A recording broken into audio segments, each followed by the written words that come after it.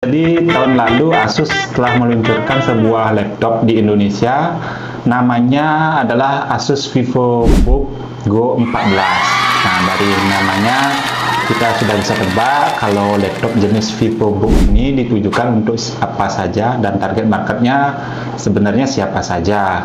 Nah, khusus untuk Asus VivoBook ini, saya akan membagikan pengalaman spesial dan cukup mencengangkan di tengah dan di akhir video ini. Jadi, silakan simak video ini sampai habis. Tapi sebelum menuju ke sana, mari dukung channel ini dengan menekan tombol subscribe untuk yang belum subscribe, dan hiburlah saya dengan menekan tombol like. Selanjutnya, nyalakan lonceng agar kalian mendapatkan notifikasi setiap kali saya upload video yang baru. Jadi teman-teman tidak ketinggalan. Oke, langsung saja kita unboxing barangnya. Ini dia laptop VivoBook Go 14 dengan beberapa varian. Ini dia barangnya. Wah, di sini ya, ini dia barangnya. Di sini ya, di sini tertulis In Search of Incredible Asus. Wow. Ini dia barangnya, mari kita unboxing. Dari segi packaging, si Asus ini memang sangat rapi ya. Semua kesannya seperti rapi banget seperti itu.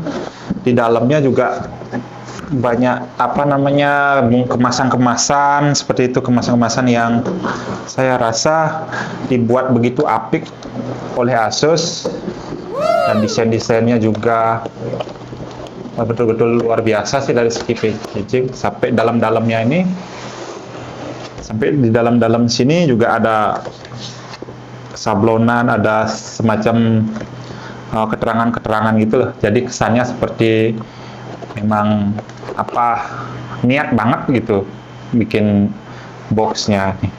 Wow. Dan untuk teman-teman yang beli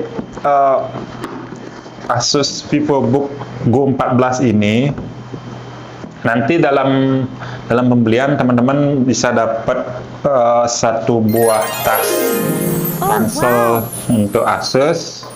Seperti ini tasnya, dan dari hadiahnya pun juga tidak sekedar gitu loh, tidak sekedar bahannya bagus gitu, istilahnya detail dan rapi lah sebenarnya barang-barangnya. Ini semua, ini ranselnya, dan di dalamnya juga sudah lengkap isi. Dalam sini juga sudah isi semacam garansi seperti itu, sudah lengkap di dalam kemasannya ini. Tapi saya tidak ingin jauh ke sana. Jadi laptop VivoBook Go 14 ini tersedia dengan beberapa varian. Ada warna mix black, grey, green grey, dan cool silver. Nah, pada kali ini saya memilih untuk membeli warna cool silver. Kenapa? Karena saya ingin kelihatan cool. Sedang misalkan pada saat pakai ini kelihatan cool gitu. Enggak sih, enggak, cuma bercanda. Jadi saya pilih warna cool silver. Memang saya suka laptop yang kelihatannya bersih dan slim gitu. Ya, soal selera aja sih sebenarnya. Oke, untuk harga laptop ini di bulan September di angka 5.599.000, tapi saya beli di angka 6 jutaan karena saya beli di toko laptop yang kayak pasar, kayak mall itulah. Maksud saya bukan di official resminya. Ya wajar lah mereka nyari untung dikit. Tapi dapat bonus yang komplit ini seperti tas ransel dan lain-lain, saya sudah merasa cukup sih. Untuk spek laptop VivoBook Go 14 ini adalah sebagai berikut. Nah, dari spek laptop, Asus mengklaim bahwa laptop ini ditujukan untuk pelajar dan pekerja kantoran.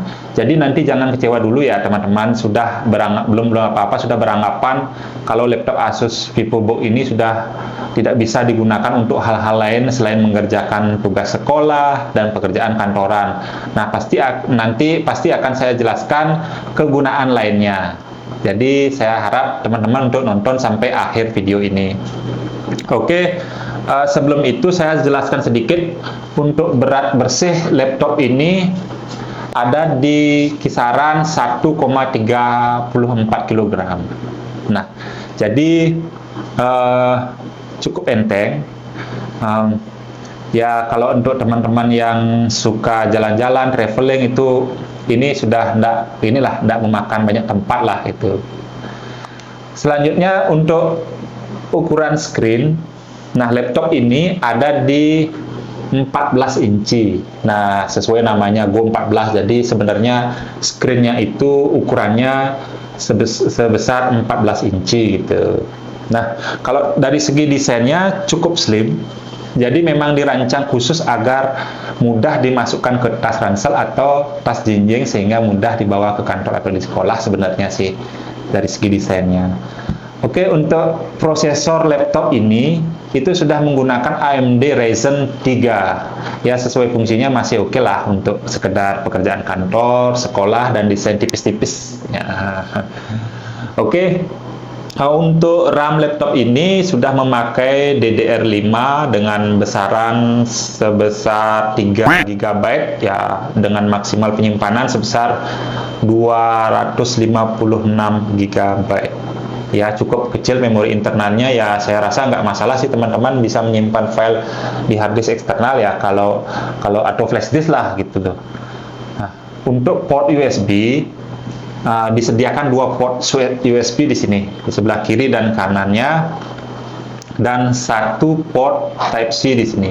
Nah, jadi sudah kekinian lah istilahnya. Sekarang mungkin ke depan ini USB itu sudah akan ditinggalkan, sudah beralih ke Type C sih mungkin ke depannya, karena dari segi desainnya lebih kecil, lebih mini lah gitu. Kalau USB kan ukurannya lebih besar gitu. Nah, itu juga nanti di dalam sini ada 1 port jack audio dan 1 port HDMI juga. Nah, sudah di sini sudah ada cok HDMI. Jadi saya rasa sudah sangat mendukung untuk keperluan sekolah dan keperluan kantor, misalnya untuk presentasi dan lain-lain, itu sudah cukup lah ini. Nah, selain dari itunya, dari spek desain, saya rasanya kurang afdol kalau saya tidak menjelaskan. Sebenarnya sedikit mengganggu sih, artinya di sisi kekurangan atau di sisi lain dari yang saya sampaikan tadi. Nah, sebenarnya laptop ini masih ada kekurangan sih menurut saya. Nah, kekurangan laptop ini yaitu tidak disediakannya port LAN. Jadi jika teman-teman ingin masukkan jaringan internal, misalnya kan dalam perkantoran itu mau masukkan laptop ini ke jaringan internal, jadi agak susah, mungkin teman-teman agak terganggu. Tapi tenang saja, jaringan internal sebenarnya masih bisa diakali dengan ada USB converter to LAN. Jadi teman-teman colokin aja di sini. Di sini saya ada contohnya, saya kebetulan sudah beli. Harganya murah sih, kayaknya gininya nih, sekitar 56 ribuan atau 60 ribu, saya lupa dah belinya berapa. Jadi nanti teman-teman bisa cek di deskripsi untuk harga laptop, dan ini juga USB converter USB to LAN. Jadi tidak akan menjadi masalah lagi kalau teman-teman ingin koneksikan laptop ini ke LAN, tinggal colok aja di sini. Ya, sudah selesai. Jadi saya rasa lagi-lagi sebenarnya ini bukan menjadi masalah yang serius menurut saya.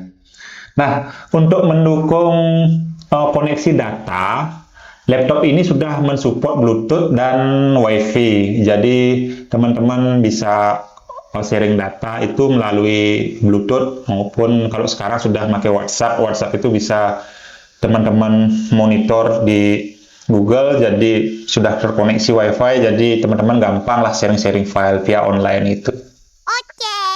Oh iya, sekarang kita masuk ke pengalaman saya setelah menggunakan laptop Asus VivoBook Go 14 ini selama kurang lebih 8 bulan.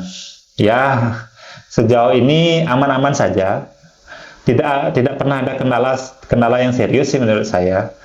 Nah, laptop ini juga sering saya bawa camping, keliling-keliling, dan ya karena alasannya juga enteng dan gampang dibawa kemana-mana. Dari video-video saya sebelumnya itu, saya pasti bawa laptop ini. Mungkin teman-teman agak ragu lah mendengarkan apakah laptop ini cocok untuk digunakan selain perkantoran maupun anak-anak sekolah.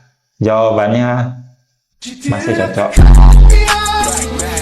Mungkin teman-teman ragu kalau mendengar kalau saya menggunakan laptop ini untuk mendesain baik di Corel, baik itu Photoshop, dan semuanya berjalan aman-aman saja. Nggak ada masalah sih untuk desain kalau menurut saya. Nah, yang lebih oke banget, yaitu laptop ini saya juga gunakan untuk edit semua video yang sudah saya upload di channel YouTube saya ini. Semuanya menggunakan laptop ini. Walaupun kecil, murah, ya bisa kebayangkan sudah menghasilkan berapa banyak karya laptop ini, laptop sekecil ini. Nah, jadi ternyata Asus memberikan spek laptop yang cukup untuk konten kreator sebenarnya nih arahnya ini. Jadi saya rasa dengan harga segini tapi speknya sudah ya cukup, tapi jangan terlalu yang besar-besar sekali sih, sebenarnya ringan-ringan aja sih editnya. Oke, jadi sekian review saya terkait laptop Asus VivoBook Go 14 ini. Jadi kalau teman-teman tertarik, sebenarnya masih ada saudara Asus VivoBook Go 14 yang RAM-nya atau speknya lebih tinggi. Nah, bedanya ada di tiga sektor aja, yaitu RAM-nya yang 16 GB dan storage atau hard disk-nya 512 GB dan prosesornya sudah memakai AMD Ryzen 5 sudah prosesornya yang kakaknya ini. Jadi lebih kencang dikit lah dari yang saya pilih ini untuk teman-teman. Jadi teman-teman tinggal sesuaikan aja sih dengan budget dan penggunaannya. Kalau penggunaan untuk saya ini saya cukup lah, yang segini aja sudah saya cukup sih. Oke, jadi sekian ya, jumpa lagi di video saya selanjutnya. Semoga video ini bermanfaat untuk teman-teman dan adik-adik pelajar yang sedang membutuhkan sebuah laptop. Dan jangan lupa subscribe teman-teman, karena subscribe itu gratis, dan jangan lupa nyalakan lonceng agar teman-teman mendapatkan info terbaru seputar review dari saya. Oke, akhir kata saya ucapkan terima kasih dan dadah.